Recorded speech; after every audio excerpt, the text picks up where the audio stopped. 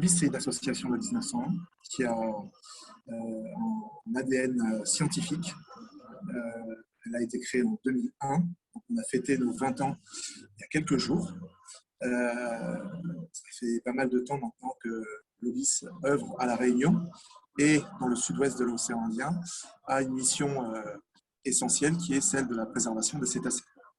Pour y parvenir, on approfondit la connaissance qu'on a des espèces qui sont dans cet océan par une série de programmes scientifiques dédiés et d'autre part, on agit vers tous les acteurs locaux susceptibles d'être sensibilisés à cette cause en leur apportant les connaissances que nous avons accumulées lors de nos missions scientifiques. L'idée étant que ce partage permette d'entreprendre des dispositions et des mesures visant à protéger ces espèces on va dire, de façon durable. Donc la mission de l'association, elle est vraiment sur deux axes, science d'un côté, sensibilisation de l'autre. Ça ne veut pas dire grand-chose, c'est groupe local d'identification des cétacés ou quelque chose comme ça. C'est plutôt un clin d'œil à l'espèce des globicéphales, qui a été celle qui a été à l'initiative, on va dire, qui a été l'objet d'une belle rencontre il y a 20 ans et qui a donné envie aux fondateurs de créer cette structure pour mieux connaître ces espèces et mieux les protéger. D'accord, ok. On est aussi une association agréée protection de l'environnement, ce qui est un statut un peu spécifique, c'est une reconnaissance des services de l'État qui nous permet notamment d'agir en justice ou on va dire d'être interlocuteur privilégié des services publics. Alors, les cétacés, c'est par exemple les baleines, les dauphins, les marsouins. Ce sont une famille d'animaux qui appartiennent on va dire, au règne des mammifères marins et qui sont présents dans la plupart des océans du globe. Il y a 90 espèces de cétacés connues aujourd'hui et répertoriées au niveau mondial. Dans l'océan Indien, on peut en croiser 33 et plus particulièrement à La Réunion, on en croise 23. 23 ont été donc caractérisés, identifiés et sont pour la plupart suivis par Globis dans cette zone-là. Donc les cétacés, ce sont d'anciens mammifères terrestres, aussi curieux que ça puisse paraître. Ils ont, il y a des millions d'années, évolué sur Terre et puis progressivement, ils se sont adaptés au milieu marin. Donc ils ont des caractéristiques qui sont assez proches des celles d'autres mammifères comme nous, à savoir qu'ils ont besoin de respirer via leurs poumons, d'où la fréquence de leur retour à la surface pour aller chercher de l'oxygène. Ils ont aussi la caractéristique de porter leur enfant dans leur ventre et de mettre bas, comme le ferait une maman humaine, et donc un attachement particulier à leur progéniture. Ce sont les deux caractéristiques qui les distinguent, on va dire, de tous ceux qu'on voit généralement sous l'eau, qui sont des poissons, et qui, eux, n'ont pas ces deux caractéristiques-là. Je dirais que ce n'est pas plus important qu'autre chose. À mes yeux, toutes les espèces ont une valeur intrinsèque qu'il s'agit de considérer et de respecter pour ce qu'elle est. En revanche, on parle souvent pour ce qui est de ces animaux qui sont pour certains des grands prédateurs en haut de la chaîne alimentaire, qui sont des espèces clés de voûte dont la santé détermine celle de toutes celles qui sont en deçà. Donc la bonne santé des mammifères marins et des cétacés en particulier détermine et est très interdépendante, on va dire, de celle des autres espèces. S'ajoute par ailleurs une autre qualité de ces animaux qu'on connaît mal dans le grand public, c'est qu'ils contribuent à la bonne santé des océans en les fertilisant. Notamment les grands cétacés émettent de nombreux excréments qui vont fertiliser le phytoplancton, lequel phytoplancton va produire de l'oxygène et capter du CO2. On va dire que le rôle des baleines, notamment par rapport à la lutte contre le changement climatique, est quelque chose de très important.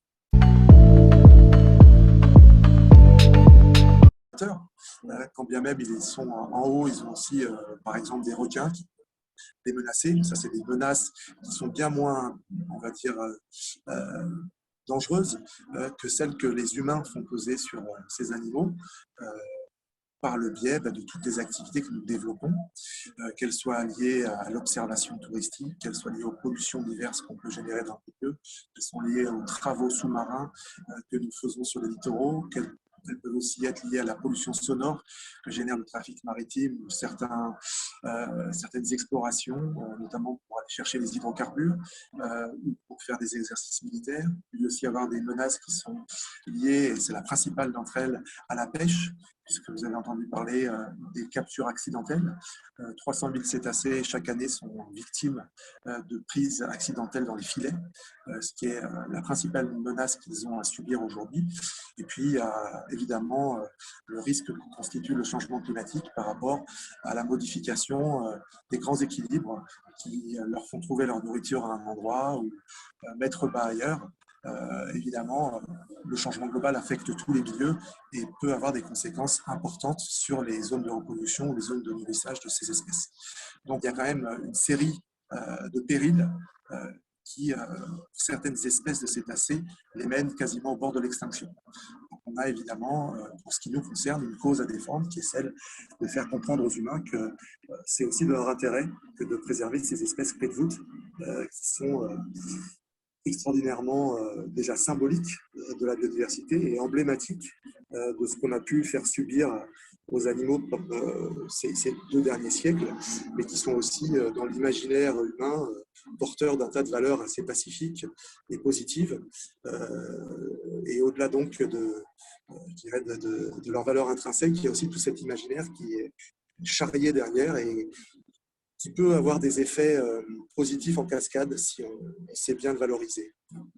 Ce sont effectivement ces grands filets maillants dérivants ou ces grands thoniers sonneurs qui utilisent des engins de pêche dans lesquels vont venir s'enchevêtrer ou s'asphyxier les dauphins, notamment.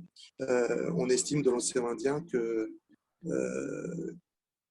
j'essaie de me remémorer les bons chiffres, mais depuis 1950, 80% de la population des dauphins est décédée, soit 80% donc d'adoption, 4 millions d'individus depuis les années 50. Donc c'est colossal. Il y a cette menace qui existe toujours dans le nord de l'océan Indien. Après, sur les littoraux, vous avez aussi une urbanisation qui va à bon train avec son lot de pollution plastique ou de pollution chimique qui vont avec, les travaux que génèrent les aménagements, les digues, les ponts, les viaducs. Tout ça va générer aussi un bruit auquel les animaux sont très sensibles, qui peut les désorienter et provoquer des échouages. On a notamment été confronté ces dernières années à plusieurs échouages de masse, pas à La Réunion, mais en tout cas dans l'océan Indien, qui sont souvent relatifs à des travaux sous-marins. Et puis, on a une fluctuation de la présence des baleines à bosse dans les eaux tropicales, dont on estime que l'une des causes est la raréfaction de leur nourriture en Antarctique, qui peut être liée effectivement aux effets du changement climatique. Tout ça reste à prouver, mais c'est une piste qui est sérieuse et qui a déjà cours et qui est validée pour certaines espèces de baleines dans l'hémisphère nord, dont on sait que certaines populations sont de plus en plus touchées par le manque de nourriture et qui deviennent, on va dire, très vulnérables du fait du manque d'énergie auxquelles elles n'ont plus accès. Donc voilà, tout ça cumulé, évidemment, fragilise des populations, d'autant plus qu'à La Réunion, pour certaines d'entre elles, c'est des petites populations qui ont peu de mixité avec de nouveaux individus. Du coup, le renouvellement de ces populations n'est pas toujours évident pour certaines espèces, notamment les grands dauphins de l'Indo-Pacifique, par exemple, qui subissent de plein fouet, en tant qu'espèces très proches du littoral, les effets de nos pollutions. Voilà, donc c'est très difficile d'avoir un tableau général sans distinguer espèce par espèce, mais j'ai essayé de dresser quelques points saillants là, auxquels nous sommes confrontés. Je ne parle pas non plus des pollutions plastiques, mais vous imaginez que ça peut aussi avoir un effet assez considérable. On estime que 100 000 cétacés meurent du fait de l'enchevêtrement dans les débris ou du fait de l'ingestion de ces débris plastiques dans leur estomac qui leur empêche d'avoir une digestion, on va dire, normale. Un sujet qui a mobiliser nos équipes parce que potentiellement, il pouvait avoir un impact important. Donc, on a intervenu à deux stades, enfin à deux égards par rapport au maître d'ouvrage sur ce viaduc.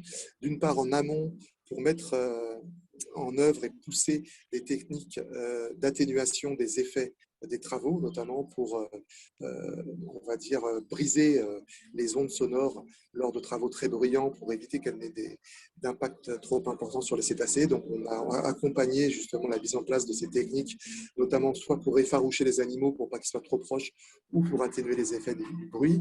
Et puis, on a depuis 6 ans une mission de mesure d'impact, de suivi environnemental du chantier pour voir effectivement quels effets il a pu avoir ou il a encore sur les populations présentes dans sa zone d'influx. L'impact réel que sur les espèces très côtières et en l'occurrence que sur une espèce très côtière qui sont globalement, sans en être un avocat de la défense, puisque nous, on est très indépendants par rapport à cette mission et à ce qu'on peut en tirer comme conclusion, il faut bien avouer que l'impact est assez modique. C'est vrai qu'on ait des données dans un temps très long qui nous permettent de faire des comparaisons et d'avoir des tendances et éventuellement des phénomènes d'érosion, de rupture ou d'accélération qui pourraient être mis à jour du fait justement de la dynamique de l'analyse de ces données.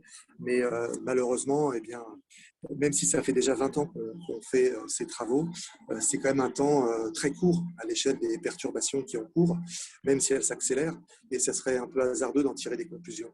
Je dirais que plus visiblement, ce qu'on a pu mesurer, ça vous en douterez pas et on en a beaucoup parlé, c'est que pendant la phase Covid, qui est quand même assez exceptionnelle, on a pu voir que le fait d'être moins présent sur l'eau, d'y avoir moins de trafic, donc moins de bruit et moins de dérangement pour les animaux, suscitait une plus grande présence de ces animaux dans des zones qu'ils avaient désertées par ailleurs. Avant, je veux dire.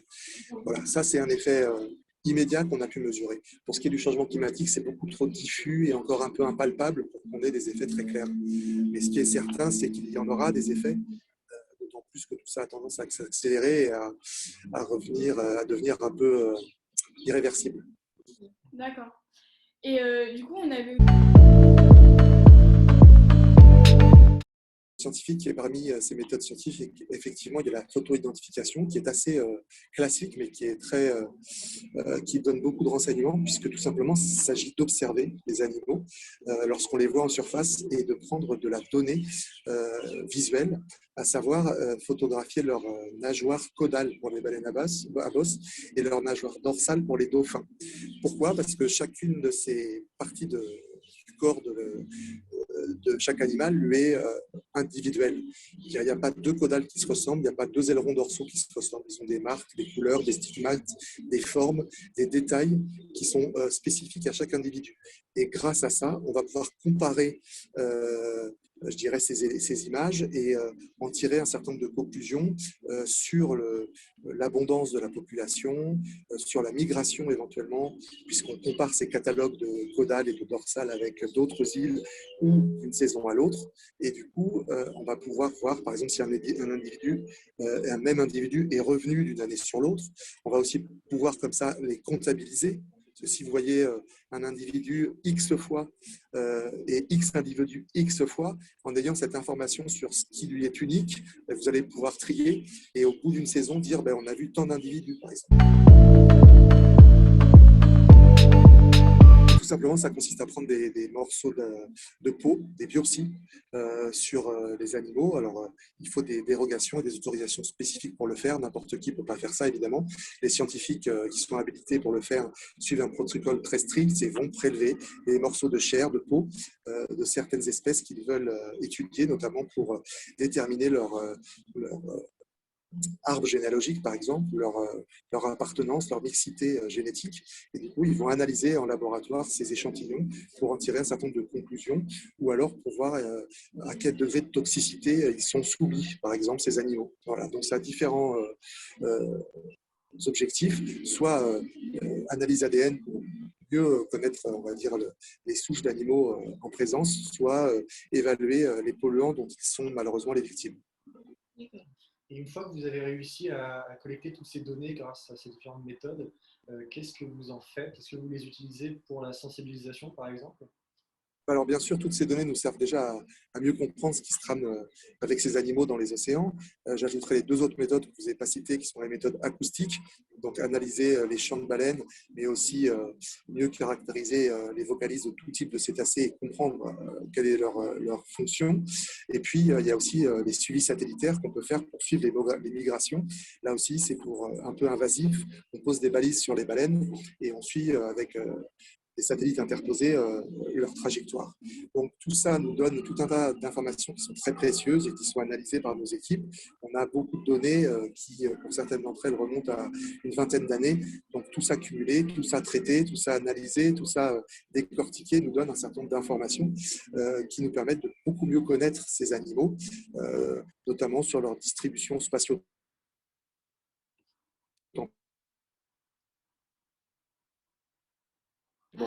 c'est-à-dire où est-ce qu'ils sont, quand est-ce qu'ils sont là, la relation évolue. D'accord. Donc la science et la sensibilisation, elles vont main dans la main et l'un ne va pas sans l'autre.